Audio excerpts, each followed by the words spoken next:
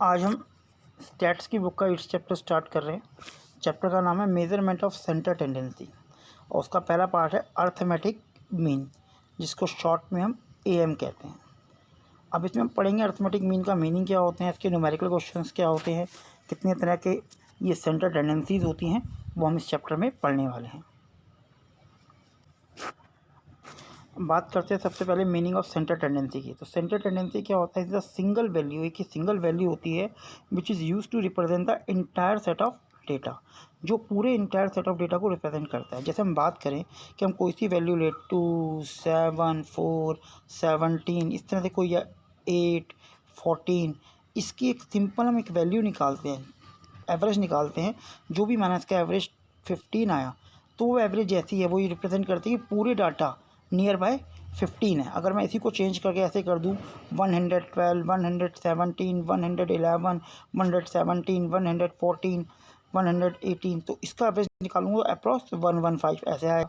तो मतलब क्या बता रहा है, जब ये सिंगल डिजिट थी तो 15 एवरेज आ रहा था, और जब ये 3 डिजिट हो गई तो ये 115 ऑन एन एवरेज आया। तो मतलब क्या कर रहा है, ये सिंगल वैल्यू पूरे डाटा को रिप्रेजेंट कर रही है कि ये डाटा नियर बाय कितने हैं, कि पूरी ऑब्जर्वेशन किस किस वैल्यू के नियर बाय है। तो उसको हम सेंटर टेंडेंसी कहते हैं, या उसे एवरेज कहते हैं, या मेजर ऑफ लोकेशंस कहते हैं। अब बेसिकली हम बात करें सेंटर टेंडेंसी की, तो 3 पार्ट में डिवाइड होता है, अर्थमेटिक, मीडियन और मोड। हमारे कोर्स में भी बेसिकली हम 3 को ही पढ़ने वाले हैं।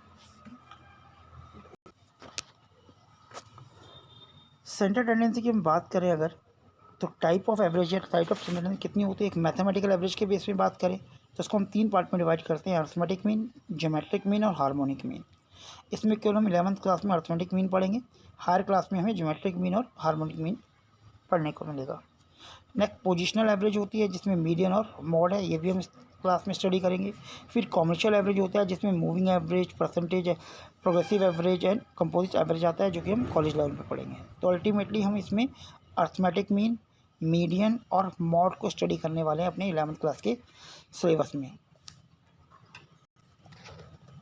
अब बात करते हैं अर्थमेटिक मीन क्या होता है और इंडिविजुअल सीरीज में हम इसे कैसे कैलकुलेट करते हैं। Mean is computing the sum of all observation. तो हमारी 3 सीरीज होती हैं। पहले हम बात करते हैं इंडिविजुअल सीरीज की। इंडिविजुअल सीरीज क्या होती है, इसमें केवल सिंपल नंबर देते हैं 2, 3, 4, 6, माना इस तरह के इंडिविजुअल नंबर दे रखे हैं। तो इनका मीन कैसे निकालते हैं, इसके 3 मेथड होते हैं, डायरेक्ट मेथड, शॉर्टकट मेथड और स्टेप डेविएशन मेथड। बेसिकली हम इसमें डायरेक्ट मेथड को ही यूज़ करेंगे कि इंडिविजुअल सीरीज में अर्थमेटिक मीन को कैसे कैलकुलेट किया जाता है। अब इसमें अगर हम अर्थमेटिक मीन निकालें इन वैल्यूज़ की, जो कि इंडिविजुअल सीरीज़ है, तो इसका फॉर्मूला क्या होता है, मीन इज इक्वल टू होता है summation of X divide by N.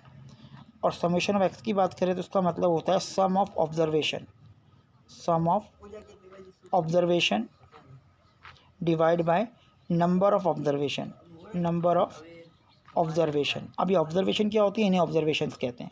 तो सम ऑफ ऑब्जर्वेशन का मतलब क्या हो गया, यहाँ पे हम बात करें तो 2 + 3 + 4 + 6, तो इनको जोड़ेंगे अगर हम तो हमारे पास कितना आता है, 15 आता है। तो सम ऑफ 15 हो गया।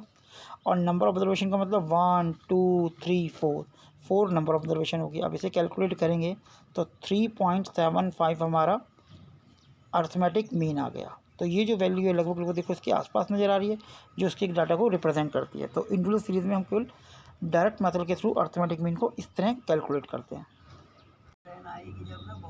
अब बात करते हैं डिस्क्रीट सीरीज़ की।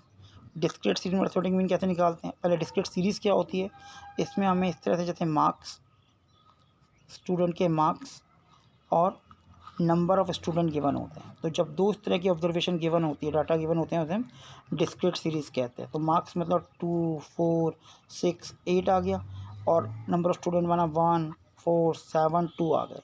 तो जो मार्क्स है तो हम एक्स से रिप्रेजेंट करते हैं, और जो number of student, number of family whatever जो भी होते हैं एफ से रिप्रेजेंट करते हैं।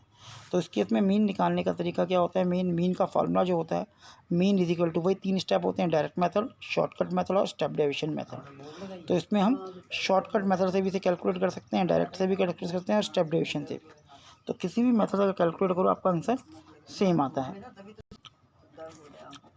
तो मीन निकालने के लिए summation of x equal to होता है summation of f x divide by summation of f individual series में।